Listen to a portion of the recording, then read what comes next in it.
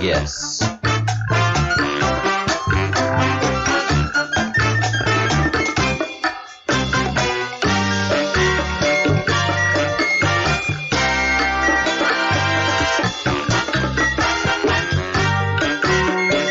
Big and brassy. Here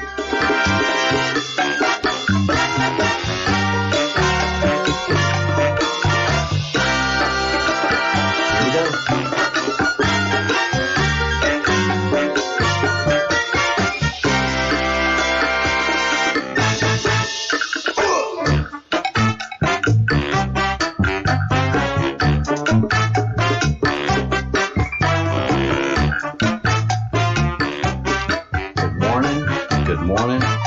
Good morning, everyone. Welcome to the Breadcrumbs Project. We are big and brassy, just like this band, and we are saying good morning from Spain, and hope everybody's having a great day this morning. In Europe, most of America is still asleep, but they're waking up. And the Great Awakening is happening. That's why I still feel so very comfortable in following the Q and the Q process, and becoming actively involved in the Q as a digital warrior in many ways. It has just come to that. There is no middle ground on anything much ever at all. And you got to be way out in the country and associated with a lot of media to be able to sit in the middle. And what happens when you sit in the middle in such a way, you become so milk toasty. Well, you allow for bad things to come into your environment. And just because you're human, just because you're American, just because you are you, does not give you any rights to infringe upon me. And if you want to hear what I have to say, here you are listening, and that's freedom of speech. And there's responsibility that goes with speech as well. So here we are seeking the truth and delivering the truth, and doing it in a format that can be understood by so many people and supported by so many people. So the Breadcrumbs Project is going to become more and more active with Q folk and Q followers, not just in America, but around the world. The Q is a global phenomenon, and it should be. And it should be. People have the right to know the truth. People have the right to challenge. People have the right to pursue breadcrumbs. And nothing should stop someone that is in pursuit of truth and honesty from finding the truth and honesty. And it's so amazing to watch so many people that do just that, stand in the way of truth and honesty. So we're treading ground. We're breaking a few eggs to make an omelet. But the omelet we're preparing is delicious, and after we gather all the breadcrumbs, we're going to have a whole loaf of bread to be able to enjoy the omelet. It's going to be stale bread because of breadcrumbs, but I think we'll have the facilities to be able to get a fresh loaf of bread, especially as we uncover the truth. So one of the most interesting things that I came across in going through the Twitters today was this incredible number, and this was a couple of months ago. This is Donald Trump and the Trump campaign, just setting the record straight. How many undefeated, how many people that President Trump had endorsed had in fact won their seat.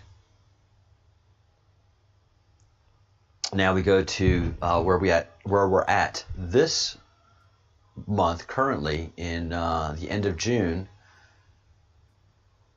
2020, June 30th, and 82-1. He's got one loss. That one loss was at the hands of another Republican, a fine and very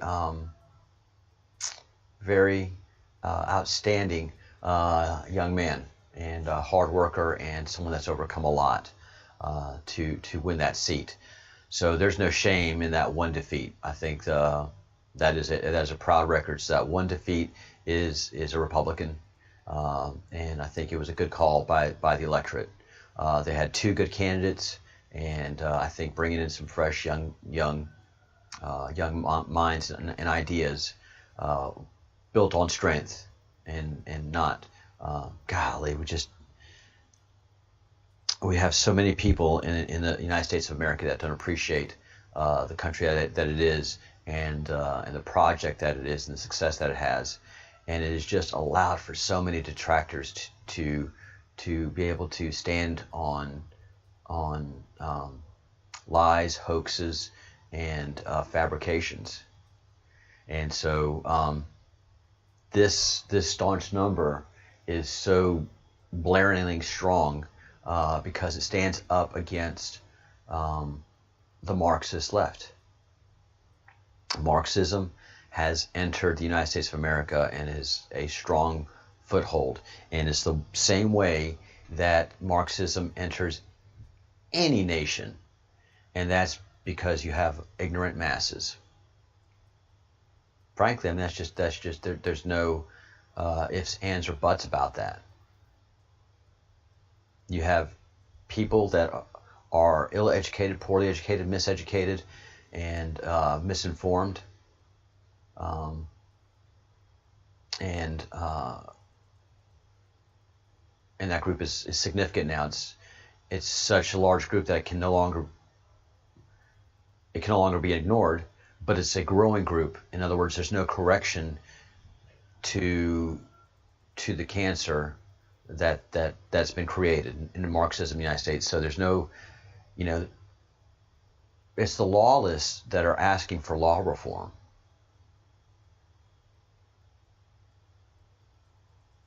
It's not the lawful citizen that's asking for law reform. It's the lawful citizen that's being intimidated by these lawless masses and the ignorant. So yeah, America's going to go through this. There's going to be a great awakening process because for every action, there's an opposite and equal reaction.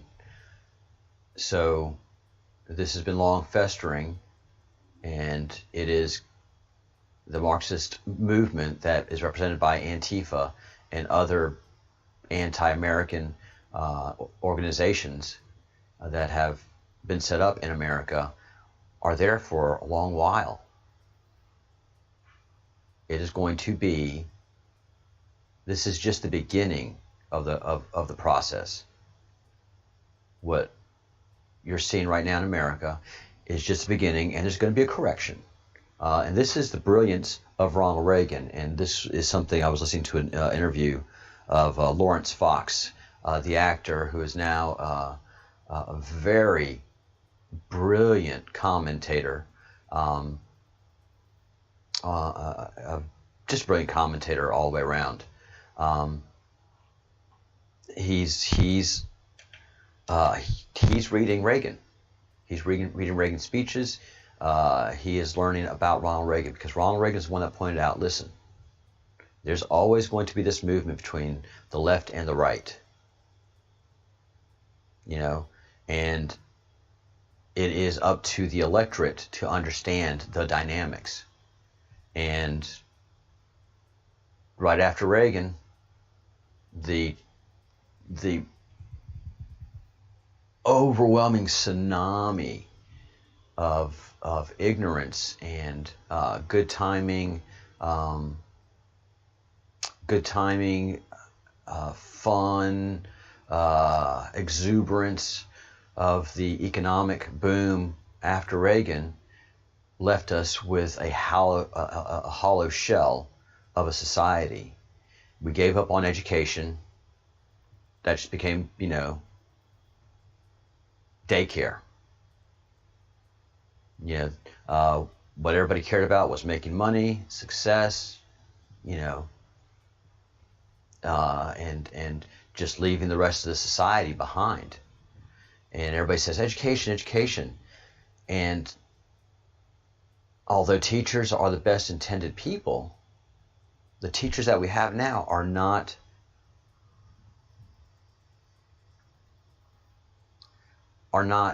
subject matter experts. They're teachers. They're trained to teach, and they're given a subject to teach, and they have to read up on it and then give it to students as best they can. So they're not, the teachers teaching math pre-college are not passionate for the most part about that subject of math. And they don't have a deep understanding, so they can't take their students on that deep journey of math or science or economics or of any subject. But the biggest failure is that we took prayer out of the classroom, we took God out of the classroom, we took God away from children, and there starts your slippery slope of losing society. Because once a society loses connection with their creator, then they become adrift, and they're open to the silly ideals of Marxism. Silly ideals. And we'll continue that conversation, especially with this very brilliant guru that I've really have just been taken by, and that's Sadhguru. And I'm getting to know this brilliant speaker and brilliant thinker much better, and he has some commentary on branding God. So each religion has its radical set, and that radical set are the ones that really take to the branding of God. So yes, one of the things that you do have happen when you do have a society that's embracing God is you have your radicals. Guess what? If you had a godless society, you're still going to have your radicals. But they're not going to be God radicals, they're going to be Marxist radicals. I'd much rather have a God radical than a Marxist radical. Much rather. At least you can reason with a God radical over the nature of God and get deeper into the subject of the Creator. And that's never a bad thing. So when you become a godless society, which America has become, you lose your foundation, you lose orientation, you lose your connection with the Spirit, and then you don't have a soul. And so when you lose connection to your soul, you lose connection to what is right and wrong. And every evil person, every villain is the hero of their own story. They think they're doing right. Every villain, every bad person, everybody in jail can tell you the reasons why this has happened, and that it's not their fault. But if you're a religious person, you don't have to tell somebody else this is not your fault, because you're in constant communication with the Creator, and you're weighing your soul and your sins and your rights and your wrongs at all times. If you don't have anybody looking over your shoulder to see if you're doing right and wrong, if you don't have the Creator weighing your soul, guess what you're going to do for the most part? Yep. So this is the healthy discussion to have. This is the healthy discussion to have, and it's going to go on whether you, the viewer, feel uncomfortable about it, or anybody in society is uncomfortable about it. Here we are. Buildings are burning. People are being killed for nothing, over nothing, over nothing.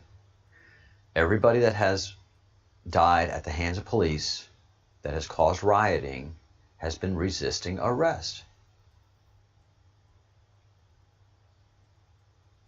Not one person that I can think of off the top of my head that has not resisted arrest has died of police brutality. So we become a lawless and godless society in a good part of America. And it's your major cities, and it's your democratically Marxist ran cities that are basically in flames and fanned the flames of where we're at right now. They're the ones that rode this evil beast, and they are reaping the rewards of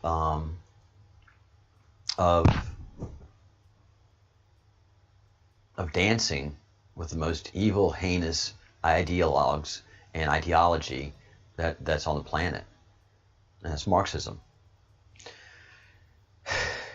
It's going to be generations before we recover from this. Everybody that can move out of those hellhole cities are moving out, and quick. So a lot of those cities that are burnt out husks right now are losing their tax base. Many of the companies that were destroyed, many of the stores, the retail stores, they're not going to rebuild. They don't have an obligation to society. Society has an obligation to itself to be a lawful society. Society has a responsibility to allow businesses and law-abiding citizens to be safe. Society owes nothing to rioters.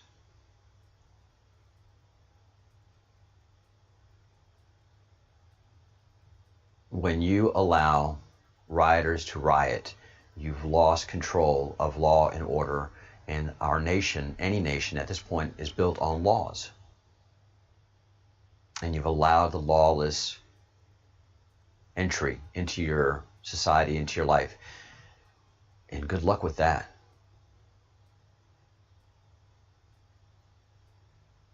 Good luck with that. I mean, yeah, this is two areas that most countries fail in, and at this point, and that is education and especially civics. That's one of the places that was my second point. We lost God, and we stopped teaching civics in the classroom.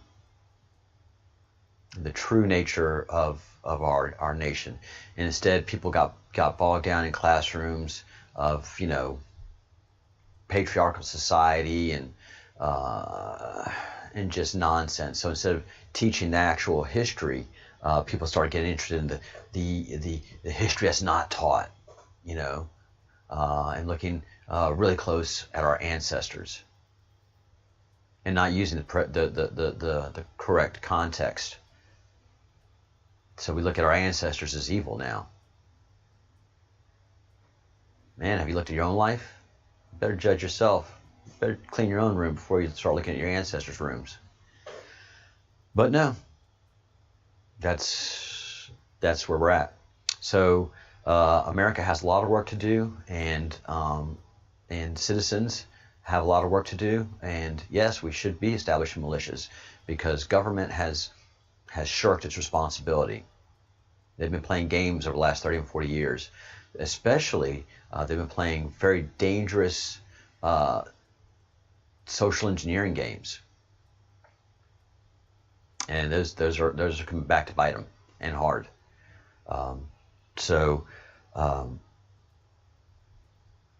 We have a long way to go in America. We still don't know what the problem is. We still don't know what the problem is. And it's we've lost education, and we don't know how deep that loss is. But we'll be figuring it out. We'll be figuring out this as part of the awakening process. You can't ignore any of this. You can't sleep through what's happening. The problem demands an attention,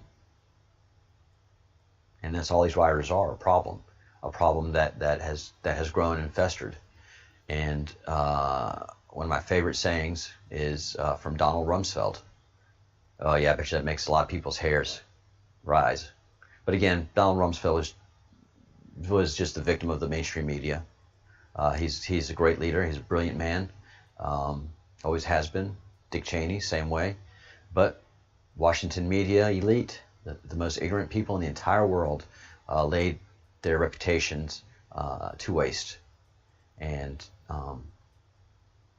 there was just so very little anybody could do about it, because the mainstream media is built by uneducated people that want to change the world and are just as Marxist as any Leninist in Russia. They don't mind deaths. The ends justify the means for them. So if they have that thing of George Floyd that they can use as a hammer to beat up on Christians and conservatives and faithful, boy, they're going to use it. They don't care.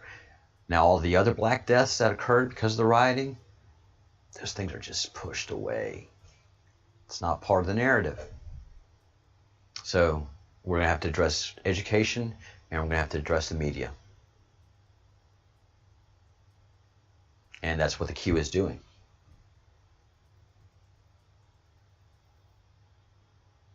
And we're doing it anonymously, except for me.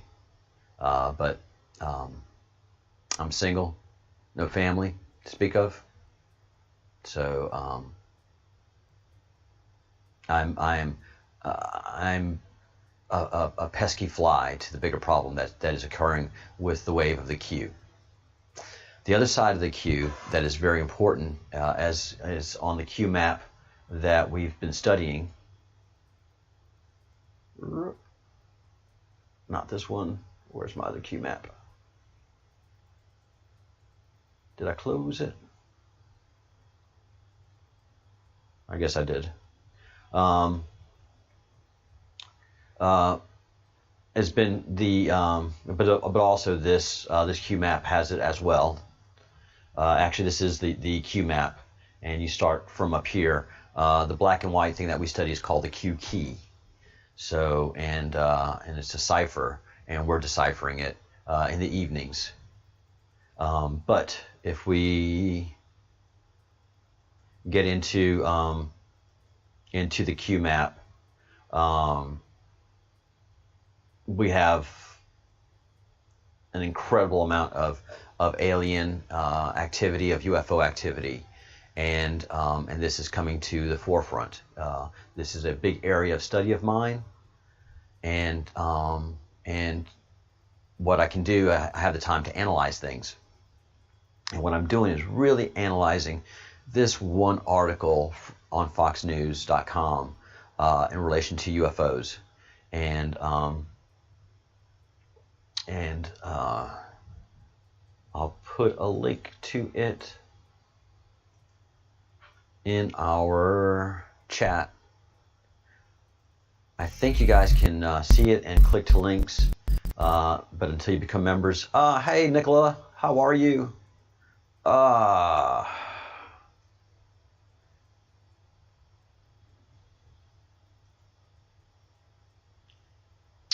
folks.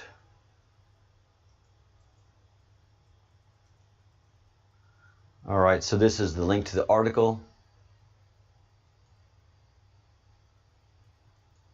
And the Pentagon,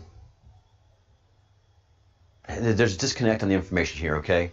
The Pentagon has been tasked with pulling together how it identifies unidentified flying objects and a concise view of them. Actually, I don't know what they're doing, but I will say this. In reading this article right here on Fox News, and I've just put the link in the chat, the Pentagon should release a public report on UFOs, argues the U.S. Intelligence Committee. In addition to requiring a public report, the committee plans to impose new rules on how the Department of Defense shares information about UFOs. Here's where it gets just crappy. I hate this. Unidentified flying objects, dash, editorializing. Try to say that 10 times real fast. Editorializing. That's where this dash comes in. This dash right here that makes me so angry. A term that refers to objects that are literally unidentified and not necessarily alien spacecraft. This is a millennial moron. Editorializing.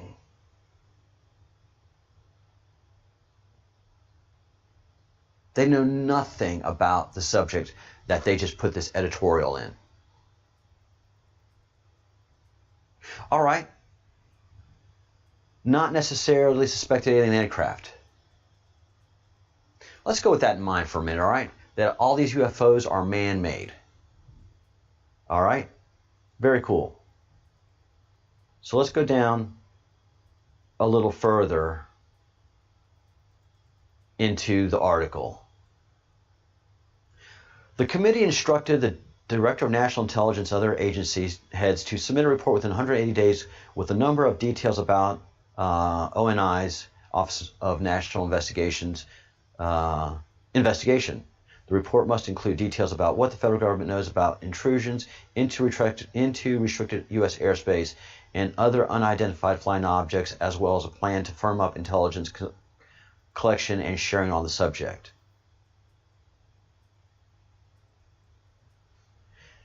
So we go up here and get to the key of this. However, according to the committee's report, there is no unified, comprehensive process for collecting information on unidentified aerial phenomenon despite the potential threat. What's the job of the Pentagon? If these aren't alien objects, and they are man-made objects, and they're intruding into U.S. airspace, then what in the hell is the Pentagon doing with the billions of dollars?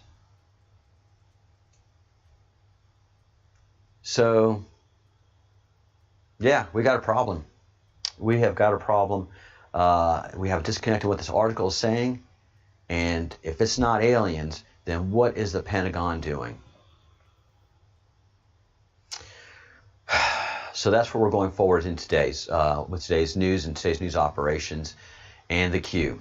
All right, guys, wrapping it up here, doing a half-hour show, trying to keep the mornings to half hour so that everybody can pick up on this subject matter and then get ready for the evening show. Thank you for everybody that has joined the Breadcrumbs Project. Thank you, members of the Crumb. It's great having everybody. All right, guys. Yep, we're a growing family. See ya.